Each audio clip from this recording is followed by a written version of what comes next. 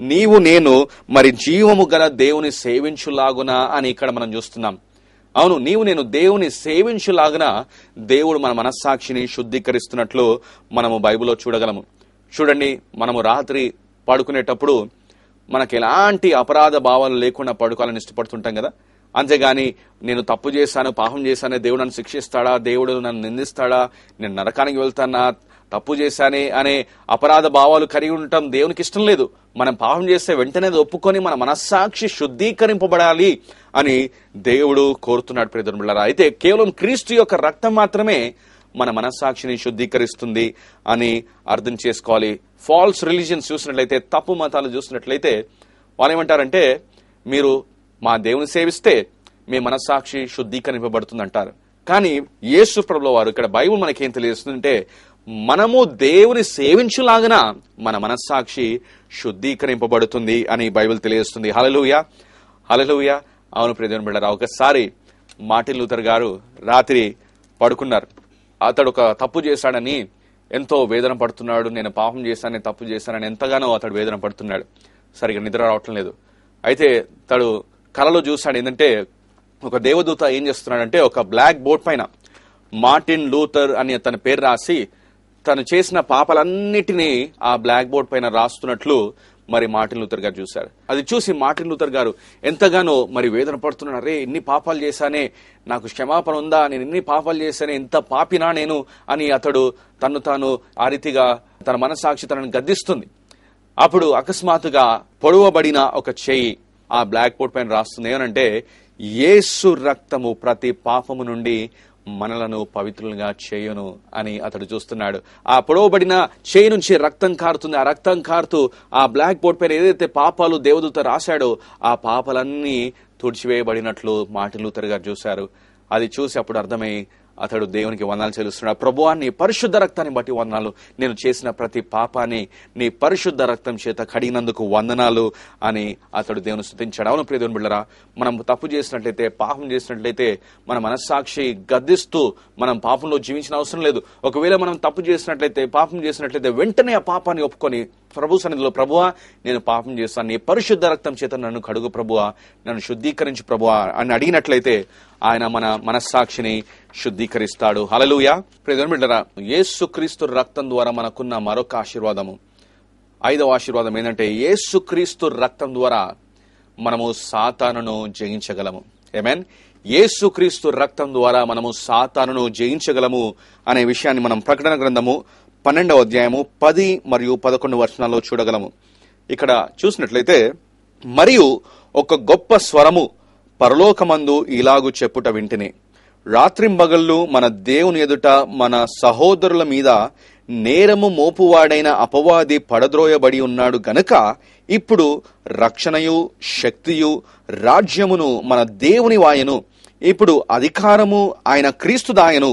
వారు గొర్రెపిల్ల రక్తమును బట్టి తామిచ్చిన సాక్ష్యమును బట్టి వారిని జయించి ఉన్నారు గాని మరణం వరకు తమ ప్రాణములను ప్రేమించిన వారు కారు అని ఇక్కడ బైబిల్ తెలియజేస్తుంది. ఇక్కడ చూసినట్లయితే వారు గొర్రెపిల్ల రక్తమును బట్టి సాతానును జయించారు. మనం యేసు ప్రభు యొక్క రక్తాన్ని బట్టి సాతానును జయించగలము అని బైబిల్ తెలియజేస్తుంది. ఇప్పుడు పరలోకపు తండ్రి యొక్క కుడి పార్శ్వమున మరి యేసు ప్రభు కూర్చొని ఉన్నాడు కాబట్టి, ఆయన సిలువ వేయబడి మరి మరణాన్ని తిరిగి జయించి అతడు తండ్రి యొక్క కుడి పార్శ్వమున కూర్చున్నాడు కాబట్టి నీవు నేను సాతానును జయించగలము. యేసుక్రీస్తు రక్తం ద్వారా మనము సాతానును జయించగలము అని బైబిల్ తెలియజేస్తుంది. ప్రియమైన బిడ్డలారా, అవును చూడండి, సాతాను చూసినట్లయితే వాడు శక్తిమంతుడే, వానికి శక్తి ఉంది.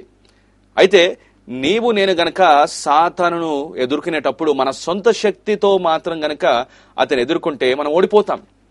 మన శక్తి సరిపోదు. మనం యేసుక్రీస్తు రక్తం ద్వారా గనక మనం ఎప్పుడైతే వాడిని ఎదుర్కొంటామో వాడు నిలబడలేడు. హల్లెలూయా. అవును ప్రియమైన బిడ్డలారా, నేను చాలాసార్లు మరి దురాత్మను వెలగొట్టే సమయంలో నేను చూసాను. ఏంటంటే మా సంఘమున్న ప్రాంతంలో చాలా దురాత్మలు పనిచేస్తుంటాయి. మరి చాలా మంది దురాత్మలు పట్టిన వారు కొన్నిసార్లు వచ్చినప్పుడు వారి కొరకు ప్రార్థించినప్పుడు చూస్తుంటాను. అదేంటంటే మరి యేసు రక్తాన్ని వారిపై ప్రోక్షించినప్పుడు దురాత్మలు తట్టుకోలేవు. మరి యేసు రక్తమే జయం, సిలువ రక్తమే జయం, యేసు రక్తాన్ని ప్రోక్షిస్తున్నాను, దురాత్మలారా యేసు నామములో వెళ్ళిపోండి అని అన్నప్పుడు ఆ యొక్క దురాత్మలు గజగజ వణుకుతుంటాయి. నాపై ఆ యేసు రక్తాన్ని ప్రోక్షిస్తున్నాము అని అనగానే దురాత్మలు అంటుంటాయి ఏంటంటే అంతా వేడిగా ఉంది అని అంటుంటాయి దురాత్మలు. ఎందుకంటే యేసు ప్రభు యొక్క రక్తం ద్వారా సాతానును యేసు ప్రభు జయించాడు కాబట్టి ప్రియమిత్రులారా, ఆ దురాత్మలు యేసు రక్తాన్ని మనం ఉచ్చరించడము, ఆయన నామాన్ని ఉచ్చరించడము అవి తట్టుకోలేవు. హల్లెలూయా.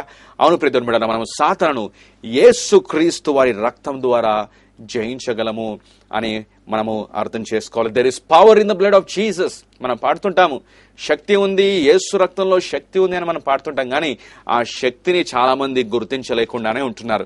ప్రియమిత్రులారా, యేసు రక్తములో శక్తి ఉంది.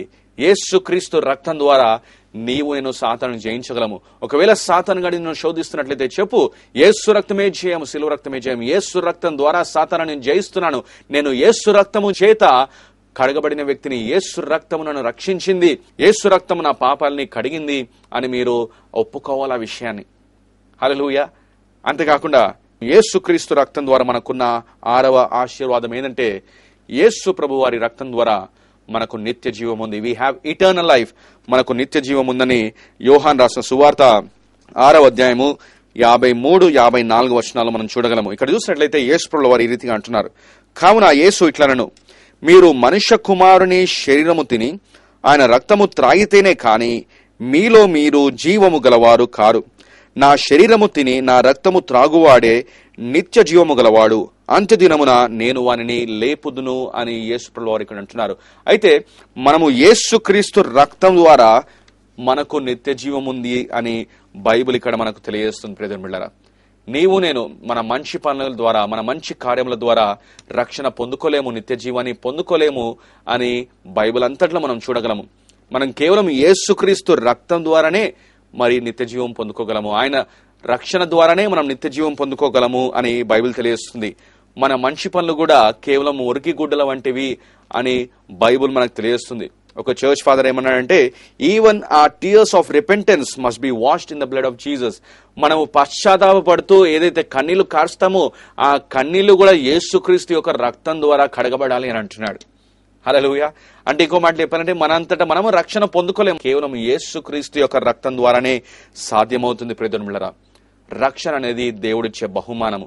ఆ రక్షణ యేసుక్రీస్తు ప్రభువు వారు తన పరిశుద్ధ రక్తం ఇచ్చి మన కొరకు ఆ రక్షణను అనుగ్రహిస్తున్నాడు అని మనం అర్థం చేసుకోగలం. యేసు ప్రభువు వారు నీకు నాకు ఇచ్చిన ఈ రక్షణను బట్టి, ఈ నిత్య జీవాన్ని బట్టి ఆయనను స్తుతిస్తాము, కనపరుస్తాము. ఆమేన్. ఇంకా చివరిగా యేసుక్రీస్తు రక్తం ద్వారా మనకున్న చివరి ఆశీర్వాదం ఏంటంటే యేసు రక్తము రాబోయే ఉగ్రత నుండి మనను కాపాడుతుంది. ఇక చివరిగా ప్రియమిత్రులారా, యేసుక్రీస్తు రక్తం ద్వారా మనకున్న చివరి ఆశీర్వాదం ఏంటో చూసుకుందాం. మనము రాబోయే ఉగ్రత నుండి రక్షింపబడుతున్నట్లు మనం బైబిల్లో చూడగలము. రోమిలకు రాసిన పత్రిక 5:9 గనక చూసినట్లయితే, కాబట్టి ఆయన రక్తము వలన ఇప్పుడు నీతిమంతులముగా తీర్చబడి మరింత నిశ్చయముగా ఆయన ద్వారా ఉగ్రత నుండి రక్షింపబడుదుము అని ఇక్కడ పౌలు భక్తుడు మాట్లాడుతున్నాడు. మనం రాబోయే ఉగ్రత నుండి రక్షింపబడుతున్నాము ఆయన రక్తం ద్వారా అని బైబిల్ తెలియజేస్తుంది. ప్రియమిత్రులారా, యేసుక్రీస్తు యొక్క రక్తం ఏం చేస్తుంటే రాబోయే ఉగ్రత నుండి మనం కాపాడుతుంది. మరి యేసు ప్రభు యొక్క రెండవ రాకడ ముందు ఒక గొప్ప ఉగ్రత వస్తుంది, గ్రేట్ ట్రిబులేషన్ వస్తుందని బైబిల్లో మనం చూడగలము. అయితే దేవుడు ఏం చేస్తున్నాడంటే అలాంటి ఉగ్రత నుండి నిన్ను నన్ను కాపాడుతున్నాడు. మరి కొరింథీయులకు రాసిన మొదటి పత్రిక 5వ అధ్యాయం 7వ వచనంలో కనుక చూసినట్లయితే అక్కడ బైబిల్ తెలియజేస్తుందంటే యేసు ప్రభువు వారు మరి పస్కా బలి పశువు అని బైబిల్ తెలియజేస్తుంది. ఏ రీతిగా అయితే ఆ పస్కా దినమున మరి ఇశ్రాయేలీయులు ఐగుప్తులో ఉన్నప్పుడు ఒక గొర్రెను వధించి ఉగ్రత నుండి రక్షింపబడ్డారో అదే రీతిగా నీవు నేను కూడా రాబోయే ఉగ్రత నుండి యేసుక్రీస్తు యొక్క పరిశుద్ధ రక్తం ద్వారా మనము రక్షింపబడ్డాము అని మనకు అర్థమవుతుంది. అవును, ఎప్పుడైతే దేవుడు మరి అన్యులను శిక్షిస్తాడో ఆ ఉగ్రత నుండి నీవు నేను కాపాడబడ్డాము అని మనకు అర్థమవుతుంది. యేసు ప్రభువు వారి రక్తము నిన్ను నన్ను రాబోయే ఉగ్రత నుండి కాపాడుతున్నట్లు మనకు అర్థమవుతుంది. ప్రియమైన బిడ్డలారా, మరి రాబోయే ఉగ్రత నుండి, రాబోయే నరకం నుండి మనము రక్షింపబడుతున్నాము అని బైబిల్ మనకు తెలియజేస్తుంది. ప్రియమైన బిడ్డలారా, ఈ దినాన్ని మనం చూసుకున్నాము. యేసుక్రీస్తు రక్తం ద్వారా మనకెన్నో ఆశీర్వాదాలు ఉన్నాయి. 7 ఆశీర్వాదాలు మనం చూసుకున్నాం. ఈ దినాన మిమ్మల్ని సవాల్ చేస్తున్నాను. అదేంటంటే వాక్య ప్రకారం జీవించండి. బైబిల్లో చూసుకున్నట్లుగా మరి మనము రక్షింపబడిన ఉద్దేశం ఏమిటి? తిరిగి పాపంలో జీవించడం కాదు కానీ దేవుని కొరకు జీవించాలి. సజీవుడైన దేవుని కొరకు మనం జీవించి ఆయన సేవ చేయలాగన దేవుడు మనం రక్షించాడే కానీ మళ్ళీ తిరిగి పాపపు జీవితంలో వెళ్ళడానికి దేవుడు మనను విమోచించలేదు అని బైబిల్ తెలియజేస్తుంది. మనము లెంట్ డేస్లో ఉంటుండగా మరి మీరు ప్రభు యొక్క త్యాగాన్ని జ్ఞాపకం చేసుకుంటున్నారా? ఆయన త్యాగాన్ని బట్టి ఆయనను స్తుతిస్తున్నారా, గణపరుస్తున్నారా? కొద్ది సమయం ప్రతిరోజు తీసుకొని ప్రభువా నీవు ఆ శిలువలో చేసిన త్యాగాన్ని బట్టి వందనాలు. ఇది కేవలం మీరు లెంట్ డేస్లోనే చేయనవసరం లేదు. ప్రతిదినము ప్రభువా ఆ శిలువలో నువ్వు చేసిన త్యాగాన్ని బట్టి వందనాలు ప్రభువా, నీవు చేసిన త్యాగాన్ని బట్టి వందనాలు, నువ్వు చూపిన కృపను బట్టి వందనాలు ప్రభువా అని మీరు ప్రభుని స్తుతిస్తూ ఆరాధించాలి. ఇంకా మీలో కొంతమంది రక్షణ లేకుండా జీవిస్తున్నారు. మీరు ఇంకా ఎందుకు ఆలస్యం చేస్తున్నారు? ఈ దినమే యేసుక్రీస్తు రక్తము చేత కడగబడండి. ఆమేన్. ఈ దినమే యేసుని మీ జీవితంలో గనుక మీరు అంగీకరించినట్లయితే ఆయన మిమ్మల్ని తన పరిశుద్ధ రక్తము చేత కడిగి మిమ్మల్ని తన బిడ్డగా మార్చుకొని ఈ 7 ఆశీర్వాదాలు ఏదైతే మేము చూసుకున్నావో ఆ ఆశీర్వాదాలు నీవు కూడా పొందుకోగలవు. నీవు కూడా నిత్య జీవం పొందుకోగలవు. నీవు కూడా రాబోయే ఉగ్రత నుండి కాపాడబడతావు. కాబట్టి ఈ దినమే నీ జీవితాన్ని ప్రభువుకు సమర్పించుకో. ఆలస్యం చేయకుండా దేవునికి నీ జీవితాన్ని సమర్పించుకొని మరి యేసు రక్తం ద్వారా మనకున్న ఆశీర్వాదాలని ఈ దినమే నీవు పొందుకో. అటు కృప దేవుడు మీకు దయచేయునుగాక. ప్రార్థన చేసుకుందాం. మహోన్నతుడా మీకు వందనాలు, స్తోత్రాలు చెల్లిస్తున్నాం. మేము లెంట్ డేస్లో ఉంటుండగా ప్రభువా నీ పరిశుద్ధ రక్తం ద్వారా మాకున్న ఆశీర్వాదాలు మేము ధ్యానించుకోవడానికి మాకు ఇచ్చిన ఈ తరుణాన్ని బట్టి వందనాలు, స్తోత్రాలు చెల్లిస్తున్నాం. ప్రభువా మీకు వందనాలు. మీ పరిశుద్ధ రక్తం చేత మమ్మల్ని కడిగి మమ్మల్ని విమోచించి ప్రభువా మా మనస్సాక్షిని శుద్ధీకరించి రాబోయే ఉగ్రత నుండి మమ్మల్ని కాపాడుతున్నందుకు వందనాలు. మా జీవితంలో చేసిన అనేకమైన మేలను బట్టి మీకే స్తుతులు, స్తోత్రాలు, వందనాలు చెల్లిస్తున్నాను. ఇంకా నువ్వు రక్షణ లేని వారికి రక్షణ అనుగ్రహించండి. వారి జీవితంలో పరిశుద్ధాత్మకారం జరిగించండి. కమ్ హోలీ స్పిరిట్, పరిశుద్ధాత్మదేవ ఇప్పుడే ఈ వాక్యాన్ని వీక్షిస్తున్న ప్రతి ఒక్కరిని దర్శించండి. వారి జీవితంలో అద్భుత కార్యాలు జరిగించండి. రక్షణ లేని వారికి రక్షణ అనుగ్రహించండి. ఇట్టి కార్యాన్ని జరిగిస్తున్నందుకు మీకే స్తుతులు, స్తోత్రాలు, వందనాలు చెల్లిస్తూ యేసుక్రీస్తు వారి అతి పరిశుద్ధ నామంలో ఇవన్నీ అడిగి పొందుకుంటున్నాం మా తండ్రి. ఆమేన్, ఆమేన్. God bless you. దేవుడు మిమ్మల్ని దీవించునుగాక. మీ యొక్క స్పందన తప్పకుండా తెలియజేయండి. ఫోన్ కాల్స్ ద్వారా, ఈమెయిల్ ద్వారా మీ స్పందనను తెలియజేసి దేవుని మాయపరచాల్సిందిగా కోరుచున్నాను. God bless you. Sunday worship services. Our church address: El Shaddai Full Gospel Church, Swagat Function Hall, Sri Colony, Nerenmed X Roads, Secunderabad. Our phone numbers: 98480 04094, 93922 93871. Our Sunday services: English service at 8:30 a.m. and Telugu service at 10 a.m.